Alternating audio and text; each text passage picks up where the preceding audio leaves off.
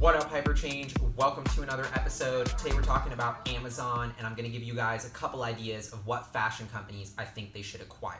Now, it's no secret that Amazon bought Whole Foods just a couple months ago. We made a ton of videos and content on this and actually predicted it in a Moonshot Monday way back in early March. I think it's a fascinating move and signals that Amazon is going into brick and mortar retail, and we think that they're setting up to potentially do a move in fashion just like they did in food and acquire one of these legacy distressed retailers at a super cheap price to accelerate their growth plans in that industry.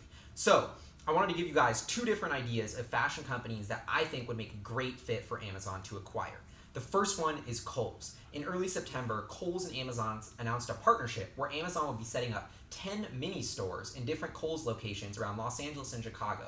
These Amazon mini stores would be stocked with things like the Kindle, the Echo, the Amazon Fire Stick, and all Amazon's proprietary products. Essentially, Amazon is setting up retail stores within Kohls. It's already happening. Then, just a couple weeks later, almost like a day or two ago, Kohls and Amazon announced a deeper partnership where now at 82 different Kohls stores, you can return products that you purchased on Amazon. I don't really understand what Kohls is getting out of this, other than they are forced to partner with Amazon because they're eating their lunch, and it's kind of a if you can't beat them, join them scenario. Right now, Kohls is trading for about $7.5 billion worth of market cap. This is a company that did 18 or 19 billion worth of sales this year, over $1 billion in earnings, so it's like a 6 times P/EBIT ratio, a 0.4 price sales ratio. This is absurdly cheap compared to the multiples that Amazon is trading at, which is like 3 times sales and hundreds of times of EBIT because they don't even make a profit. That just goes to highlight how cheap Amazon can get all of this revenue and all of these stores. I still think Kohls doesn't make too much sense because I think they're too basic, and I think Amazon could outdo them.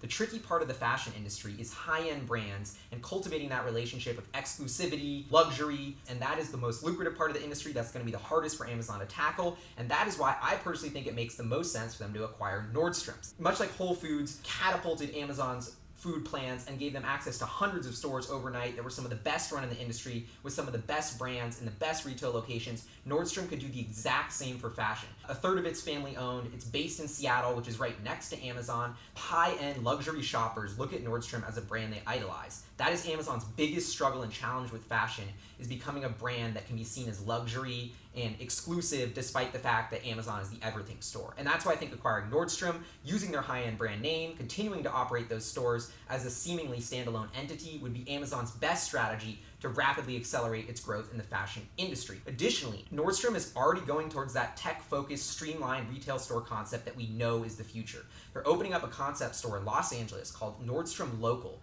which is only 3,000 square feet, relative to 140,000 square feet of the average Nordstrom retail location. They're gonna have no inventory. Think bonobos, where you just go in, can try products on, you're tailored with special attention to a stylist, and then they deliver the clothes to you the next day from a warehouse. This is the future of retail because you're not paying for a massive store in a super fancy location. Amazon, if they were to do a high-end fashion store build-out, I would imagine would look almost exactly like Nordstrom Local. So I think Nordstrom just makes a ton of sense on so many levels. From a valuation standpoint, they're trading at almost exactly the same price as Kohls, $7.5 billion. Although they did slightly less sales last year of $14 billion, and they did about $850 million in EBIT. So this is still a company that's trading for less than 10 times EBIT, 0.5 times sales. Like, once again, these multiples are so much cheaper than the valuation Amazon is trading at. This would be an immediately accretive acquisition. It would take so long for Amazon to build up the brand name that Nordstrom has, let alone all their retail locations, that this is a way to buy a company on the cheap that is incredibly well run, that is super profitable. And yes, I think Amazon's doing a lot. It's a lot for them to chew on after they just bought Whole Foods, but this is the time to do it. Their stock is so high.